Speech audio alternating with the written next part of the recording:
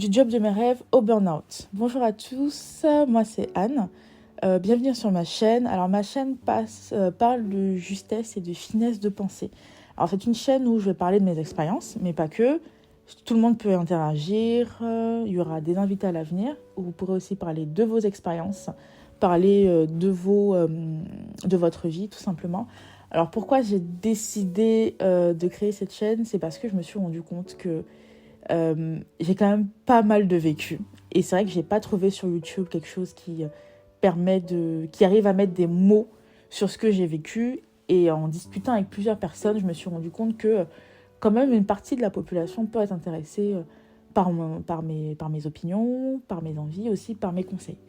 Donc c'est comme ça que j'ai décidé de me jeter à l'eau et de faire mon podcast.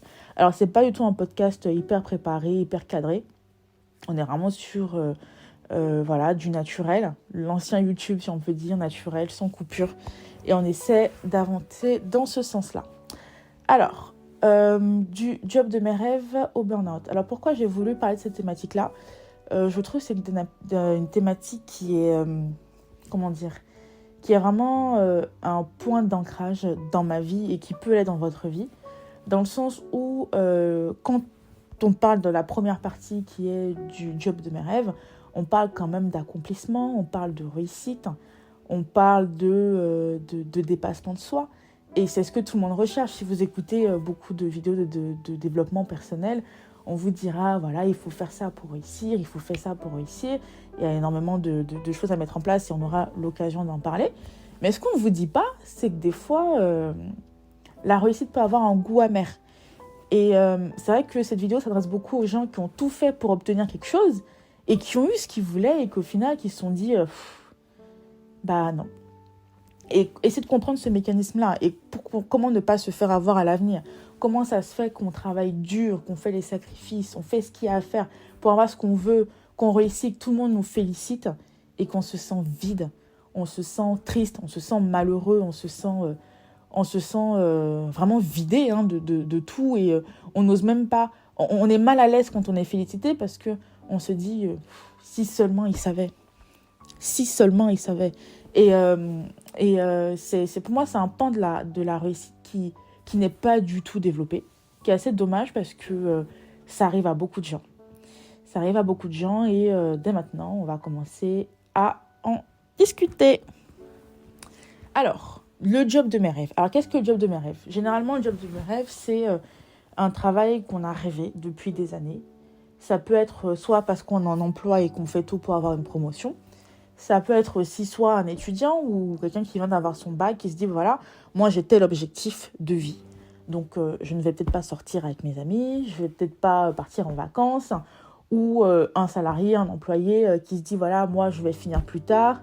Je vais me priver, je vais faire des sacrifices pour en arriver là où je suis arrivée aujourd'hui, qui va vraiment mettre en place des stratégies, quelque chose de minutieux, parler aux bonnes personnes, avoir les bons coups, faire tout ce qu'il y a à faire, travailler dur, courber le dos aussi quand il le faut, parce que oui, ça nécessite de courber le dos quand il le faut, de pouvoir être méthodique, dormir assez, faire du sport, la totale, et au final, on a enfin ce qu'on a voulu.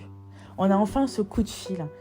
On a enfin ce contrat, on a enfin cette proposition. Ça peut être aussi un entrepreneur qui essaie de développer sa marque pendant longtemps et qui a enfin cet accomplissement-là. Qui se dit, waouh, j'ai enfin ce que je voulais. Là, je coche toutes les cases. Toutes les cases sont cochées. Il n'y en a pas une qui ne l'est pas. Il y en a qui sont un peu cochées de manière bizarre, mais globalement, je suis satisfaite. J'ai eu ce que je voulais. Et là, désillusion. Parce que oui, quand la vie vous envoie... comment on pourrait dire ça autrement ? En gros, comment est-ce que je peux le dire ? Chaque cadeau vient avec son lot de responsabilités. Et on a tendance à sous-estimer le poids de la responsabilité qui vient avec les cadeaux que la vie nous donne. On les sous-estime parce qu'on en ignore. Et quand ça nous arrive, on se demande, mais est-ce qu'on a vraiment envie de réussir ? Parce que si c'est pour dès qu'on a ce qu'on veut, on se retrouve submergé, est-ce vraiment nécessaire ? Est-ce que c'est vraiment nécessaire ? Ça, c'est la première question. Ensuite, au-delà des responsabilités qui viennent, il y a aussi toutes les blessures qu'on a accumulées. Parce que oui, il y a une image qui apparaît beaucoup sur Internet où on voit quelqu'un qui est au sommet des escaliers et tout le monde le félicite alors qu'on ne voit pas tout le chemin qu'il a parcouru. Sachez que ce chemin-là, il fatigue. Il fatigue, il épuise. Et ça, c'est la deuxième leçon, c'est que quand vous voulez arriver là où vous voulez, on dit souvent que la fin justifie les moyens. C'est pas vrai. Parce que les victoires amères, il faut l'avoir vécu pour savoir que c'est pas vrai. La fin ne justifie pas toujours les moyens. Et il y a certains moyens qui vous abîment tellement que, au final, même si vous avez eu ce que vous voulez, vous avez perdu. Un exemple tout bête, vous souhaitez une maison à tout prix. La maison est magnifique, c'est la maison de vos rêves. Vous partez une vente aux enchères et vous achetez la maison. Vous achetez la maison, vous vous enchérissez, il y a des tensions dans la salle, mais vous enchérissez. Au final, vous avez eu la maison de vos rêves. C'était la maison que vous avez, que peut-être que quand vous étiez petit, vous voyez tout le temps, vous passez tout le temps devant. Votre rêve, c'était de se dire, moi, un jour, j'achèterai cette maison-là. Heureusement pour vous, vous avez les moyens de l'acheter. Donc, vous allez, vous achetez la maison en particulier, vous êtes content, vous êtes heureux. Vous enchérissez. Vous avez eu votre maison, sauf qu'au final, la maison, elle est pourrie. Voilà, tout simplement. Dans le sens où il y a énormément de travaux à faire. Peut-être qu'il y a... et même vous avez payé vraiment au-dessus du marché, vous avez fait une très très mauvaise affaire. Et oui, donc vous avez eu ce que vous voulez, mais est-ce que la fin justifiait les moyens? Non. Non, vous avez une satisfaction pendant une seconde et après, retour à la réalité.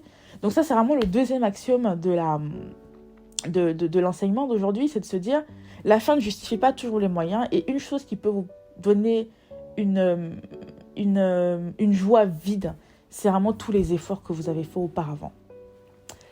La troisième chose qui est assez intéressante aussi lorsqu'on a eu ce qu'on veut, au-delà du poids des responsabilités, au-delà du fait qu'on a travaillé dur pour en arriver là où on est aujourd'hui, c'est, alors je ne sais pas comment le dire clairement, c'est la réalité.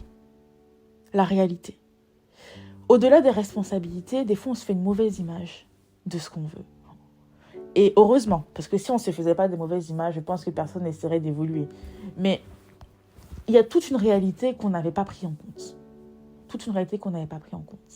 Et le fait d'évoluer vous fait changer de rapport avec les autres. C'est-à-dire que les gens ne sont ni bons ni mauvais, et je ferai une vidéo là-dessus, mais vous vous rendez compte que les circonstances ont changé.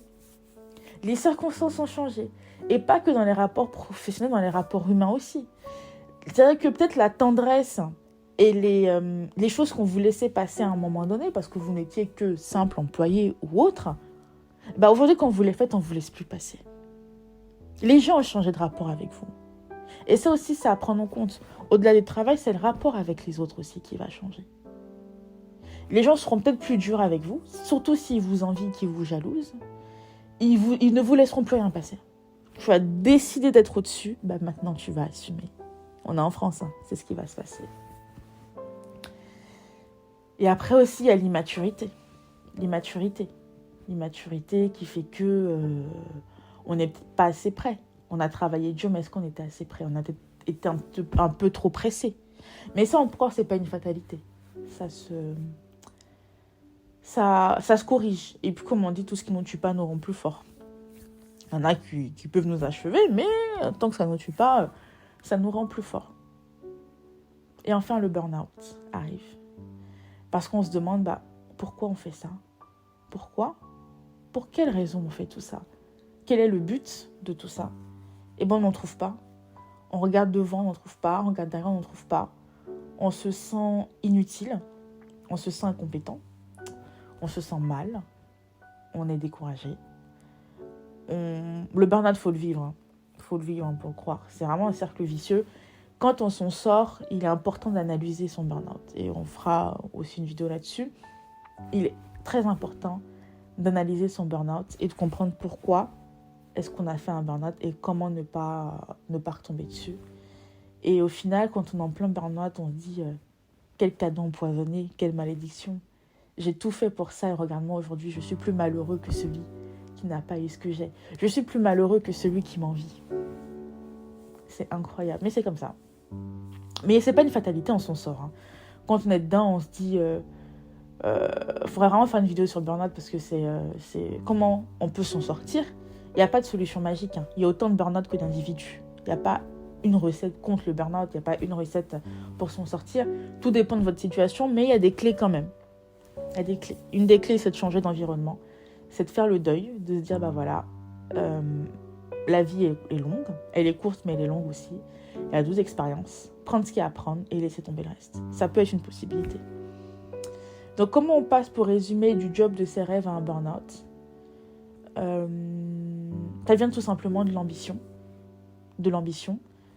Ça vient de son manque de réalisme aussi, et heureusement, parce que comme je l'ai dit, si on est trop réaliste, on n'évolue pas.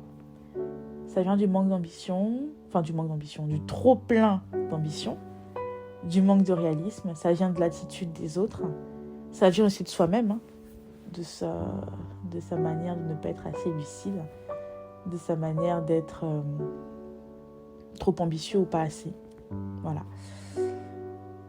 Donc voilà, du job de mes rêves au burn-out, je pense que c'est vraiment un très très beau sujet que je développerai, c'est vraiment ma vidéo d'introduction, juste pour que vous sachiez à peu près où est-ce que vous êtes tombé. Donc n'hésitez pas à commenter, à partager, à me poser des questions. Et si vous avez des sujets en particulier sur lesquels vous souhaitez intervenir, n'hésitez pas. Je serai ravie de faire des vidéos et là j'ai pas mal de sujets de vidéos qui vont arriver. Merci, au revoir.